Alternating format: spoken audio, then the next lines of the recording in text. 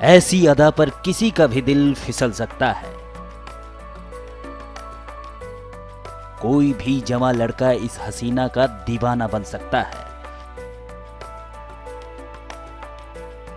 ख्वाहिश को देख कोई भी यकीन नहीं कर सकता कि पहले ये लड़का थी।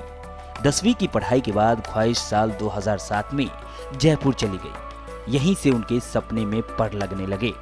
ख्वाहिश का कहना है कि लोग उसके बारे में घर में शिकायत करते थे। इसके बाद ख्वाहिश ने घर छोड़ने का फैसला कर लिया। जयपुर में उसने ब्यूटी पार्लर ज्वाइन किया, टेली कॉलिंग की। यहाँ ख्वाहिश के दोस्त बनने लगे और इससे उसका हौसला मजबूत होता गया। तो जब मैं कॉलेज स्कूल में रही तभी भी लोग मुझे सत्यजीत से बहुत कुछ चिढ़ाते थे, सत्तू रानी एंड ऑल।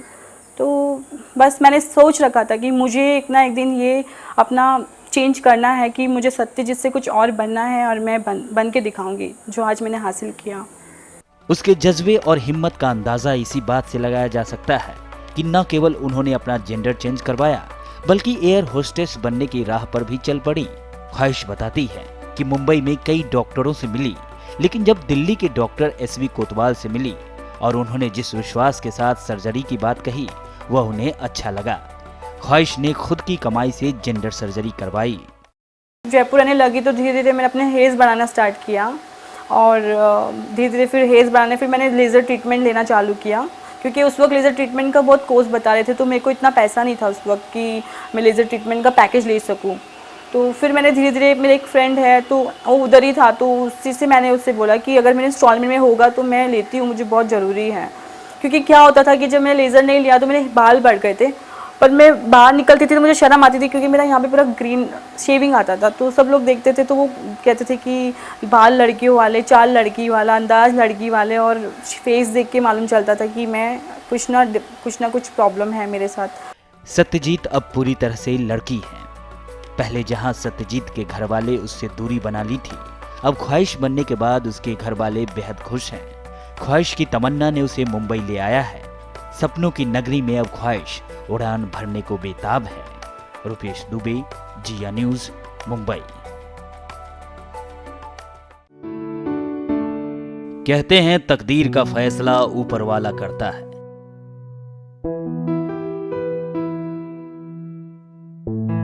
मगर दुनिया में कुछ ऐसे भी होते हैं जो खुद अपनी कलम से अपनी तकदीर की इबारत लिखते हैं।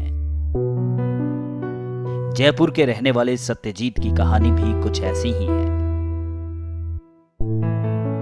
जिंदगी का सत्य यह था कि ईश्वर ने उसे एक पुरुष बनाया, लेकिन जब वो बड़ा हुआ तो उसने अपनी आत्मा में एक औरत को पाया। जिस्म से सत्यजीत भले ही एक पुरुष था, लेकिन आत्मा से वो एक औरत था। अब सवाल था कि वो जिंदगी के सत्य को मानकर समझौता कर ले या फिर अपनी आत्मा की आवाज सुनकर अपनी जिंदगी को एक नया मोड़ दे दे। दो राहे पर खड़े सत्यजीत ने आखिरकार अपनी आत्मा की आवाज सुनी और अपनी पहचान बदल देने का फैसला किया। लेकिन सत्यजीत के लिए इस फैसले को हकीकत में बदल देना इतना आसान नहीं था। मुश्किलें तो बहुत आई हैं जो मैं काउंट नहीं कर सकती हूँ। बहुत अप एंड डाउन्स आए हैं, बट कभी हार नहीं माना मैंने अपनी लाइफ में। और कहीं ना किसी ना मोड़ पे किसी ने साथ दिया। कभी मॉम ने दिया तो आज तक मामा साथ दे रही है, और फ्रेंड्स लोगों ने भी दिया कि उन्होंने मुझे बहुत कुछ सिखाया, कि उन्होंने मुझे बहुत कुछ डिसगाइड किया। बट मैंने वही किया जो मेरा मन ने कहा, और आज तक मैं वही करती आई हूँ। सत्यजीत ने ठान लिया कि वो अपनी जिंदगी को इस तरह से जिएगा जैसे वो जीना चाहता है। सत्यजीत ख्वाहिश बन गई, ऐसी ख्वाहिश जिसकी आंखों में सपने हैं, मंजिलें हैं। ख्वाहिश अपनी जिंदगी की हर उस ख्वाहिश को पूरा करना चाहती है जिसका ख्वाब उसने देखा था। स्क्रीन पे आके लोगों को दिखाना चाहती हूँ कि लाइक मी पीपल, वो भी कुछ करके दिखा सकते हैं। तो मेरे जैसे जो घर में है, मेरे जैसे जो अपनी इच्छाओं को दबा के बैठे, वो भी खुल के बाहर आए।